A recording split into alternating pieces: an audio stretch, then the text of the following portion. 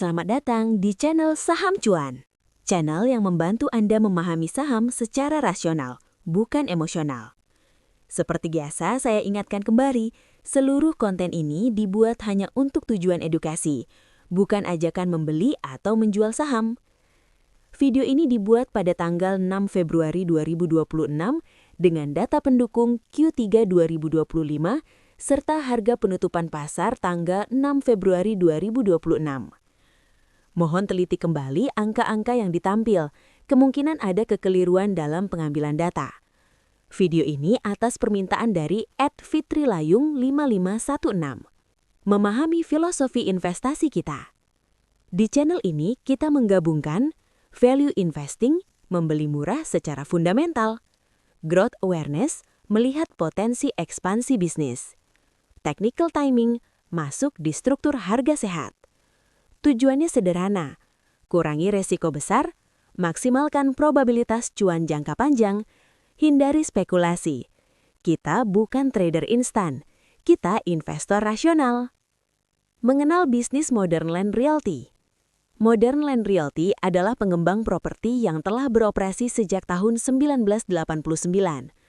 Perusahaan ini fokus pada perumahan skala besar, apartemen, kawasan industri, hingga fasilitas komersial seperti hotel dan lapangan golf. Proyek terkenalnya antara lain Kota Modern Tangerang sebagai township besar, Modern Hill dan Modern Park untuk hunian menengah, serta Modern Golf and Country Club. Secara model bisnis, ini adalah developer terintegrasi. Artinya, mereka tidak hanya menjual rumah, tapi membangun satu ekosistem kawasan. Model ini sebenarnya sangat kuat jika siklus properti sedang bagus. Namun, model ini juga sangat berat modal.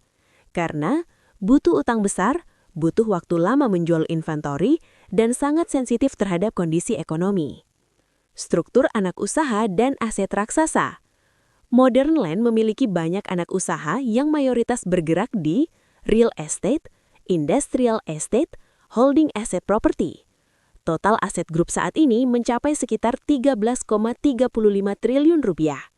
Sekilas ini terlihat luar biasa besar. Namun di sisi lain, total liabilitas mencapai 9,42 triliun rupiah. Artinya sebagian besar aset tersebut dibiayai oleh utang. Ini mencerminkan satu hal penting. Modern Land bukan perusahaan miskin aset, tapi sangat berat beban keuangannya. Dalam dunia properti, ini ibarat punya banyak tanah dan gedung, tapi bank yang banyak pegang kuncinya. Pendapatan dan tekanan penjualan. Mari kita masuk ke kinerja pendapatan. Revenue 12 bulan terakhir hanya sekitar 1 triliun rupiah. Dan yang paling mengkhawatirkan, pendapatan kuartalan turun lebih dari 43% secara tahunan. Ini menunjukkan pasar properti yang mereka mainkan sedang lesu, daya beli turun, dan penjualan melambat.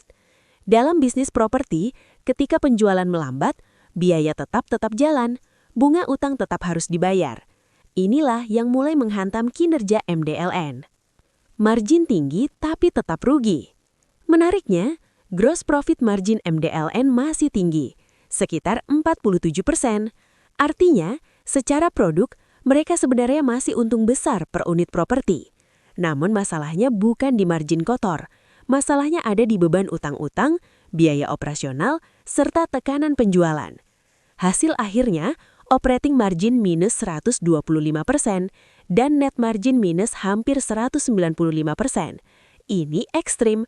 Artinya, setiap 100 rupiah penjualan, perusahaan justru kehilangan hampir 195 rupiah.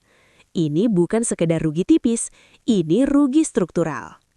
Laba, EPS, dan tren negatif. Secara laba bersih, MDLN mencatat kerugian sekitar 80 miliar rupiah dalam setahun terakhir. EPS menjadi negatif, dan pertumbuhan EPS anjlok lebih dari 180% secara tahunan. Ini memberi sinyal perusahaan belum menemukan titik balik. Dalam value investing, kita mencari perusahaan murah yang masih menghasilkan uang. MDLN murah, tapi tidak menghasilkan uang. Efisiensi manajemen aset. Sekarang kita lihat kualitas manajemennya melalui rasio efisiensi. Return on asset negatif, return on equity negatif. Aset turnover hanya 0,08 kali. Artinya, aset besar tidak menghasilkan penjualan yang sepadan. Lalu yang paling mengkhawatirkan, inventory days lebih dari 2.000 hari. Itu berarti rata-rata properti butuh lebih dari 5 tahun untuk terjual. Cash conversion cycle hampir 1.800 hari. Uang perusahaan terjebak sangat lama di stok properti. Inilah penyakit klasik developer yang overekspansi. Utang dan risiko finansial. Sekarang kita masuk ke bagian paling krusial. Total utang jangka panjang sekitar 5,68 triliun rupiah.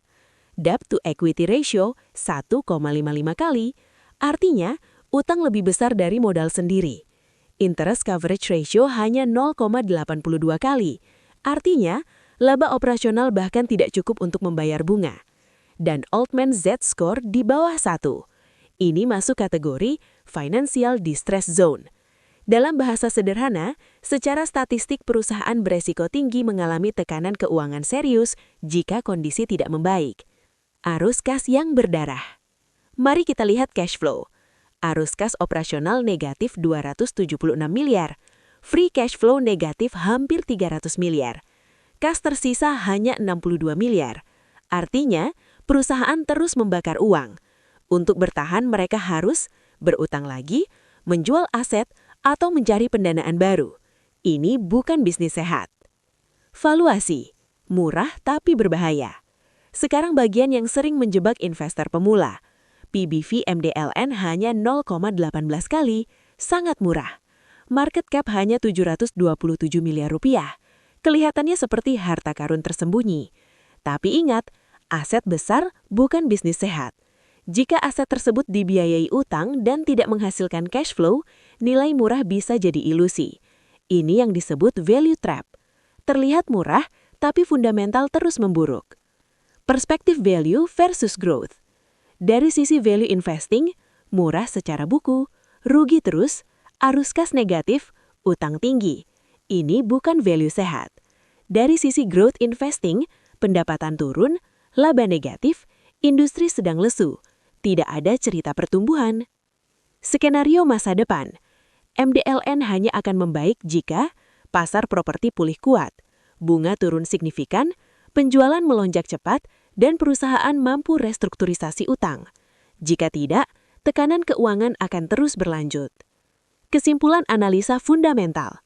Modern Land Realty adalah perusahaan kaya aset, tapi miskin cash flow.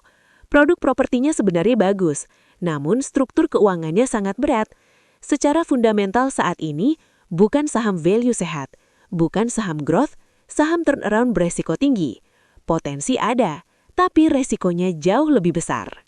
Analisa teknikal. Sekarang kita lihat bagaimana pasar membaca kondisi ini lewat grafik harga. Karena harga saham adalah refleksi psikologi investor terhadap fundamental. Tren besar MDLN. Secara jangka panjang, MDLN masih dalam downtrend besar. Kenaikan kecil yang muncul hanyalah rebound teknikal, belum ada pembalikan tren nyata. Support kritis. Area terpenting MDLN ada di 50-52. Disinilah buyer teknikal sering muncul, namun semakin sering diuji, semakin lemah. Jika jebol, resiko penurunan lanjutan terbuka. Resistance kuat. Resistance utama ada di 70-72. Setiap kenaikan selalu tertahan di sini. Lebih atas ada 80-84. Selama belum tembus 72 dengan volume besar, tren masih dikontrol seller. Moving average bearish. Harga sering berada di bawah ME50, ME100, dan ME200. ME200 masih menurun. Ini struktur bearish klasik. Momentum lemah. RSI jarang bertahan di atas 60. MACD sering memberi sinyal palsu. Ini ciri saham sideways lemah dalam downtrend besar. Volume spekulatif. Volume melonjak hanya saat rebound cepat. Tidak ada akumulasi bertahap. Artinya, lebih banyak trader jangka pendek, bukan investor serius. Sinkronisasi fundamental dan teknikal. Fundamental MDLN, rugi, utang tinggi, dan cash flow negatif.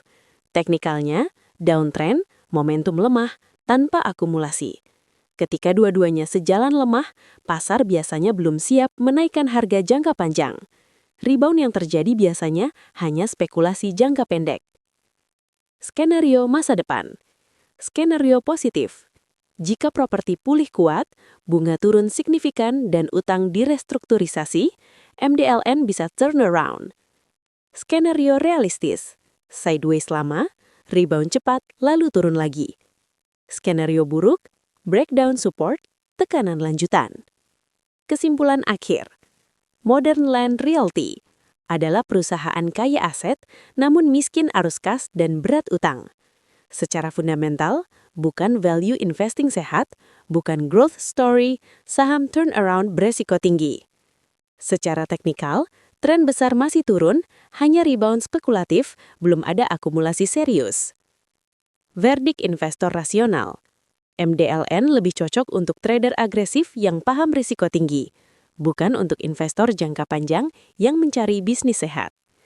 Terima kasih sudah menonton channel Saham Cuan. Jika video ini bermanfaat, jangan lupa like, subscribe, dan share. Tulis di komentar saham apa yang ingin kita bahas selanjutnya. Sampai jumpa di video berikutnya.